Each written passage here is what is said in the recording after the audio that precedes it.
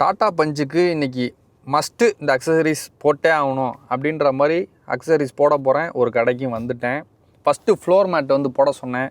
ஏன்னா வண்டியிலே வர ஃப்ளோர் எப்படி இருக்குது அப்படின்னா, நம்ம குளிருக்கு போத்தியோம்ல கம்பளி துணி அந்த மாதிரி இருக்குது. அந்த நூலாக இருக்குதுல்ல, அதில் போய் நம்ம செருப்போடு ஏறுறோம்ல, அதோட அழுக்கெல்லாம் ஒட்டிக்கிட்டு போகவே மாட்டேங்குது. அதனால் ஃபஸ்ட்டு ஃப்ளோர் மேட்டை போட்டுரு அப்படின்ட்டேன். அதுக்கு சீட்டை இங்கிட்டு கழட்டினாங்களா, மனசு கொஞ்சம் லைட்டாக கஷ்டமாக போச்சு.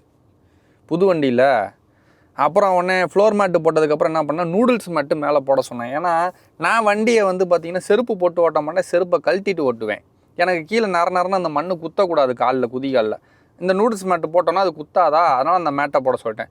ரெண்டையும் போட்டதுக்கப்புறம் பார்த்தா வண்டி நீட்டாக இருக்குது. அப்புறம் வண்டியில் ஒரு ஹார்ன் வந்துச்சா, அதை அடித்தேங்க, ஒரு ஆடு கூட நவர மாட்டேங்குது. அதனால் என்ன பண்ணிட்டேன், ஸ்கோடா ஹார்ன் சொல்லுவாங்கள்ல, அந்த ஹார்னை வந்து போட்டேன். இது மூணையும் சேர்த்து எவ்வளோ பில்லு வந்துச்சு அப்படின்னா 7000 வந்துச்சு.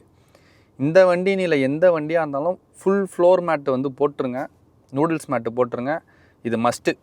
ரெயின் வைசர் போடலாமான்னு பார்த்தேன் டோருக்கு. எப்படி மழை பெஞ்சாலும் என்ன டோர் நனையாமலையா இருக்குது, இல்லை கண்ணாடியில் தண்ணி வராமலையா இருக்குது, எதுக்கு அது அப்படின்னு சொல்லிட்டு அதை போடலை. அப்புறம் கடைக்காருக்கு ஒரு டாட்டா காமிச்சிட்டு வெளியில் வந்தால் சரியான மழை. உடனே ரெயின் வைசர் போட்டியா அப்படின்னு கேட்காதீங்க, நான் போடலை.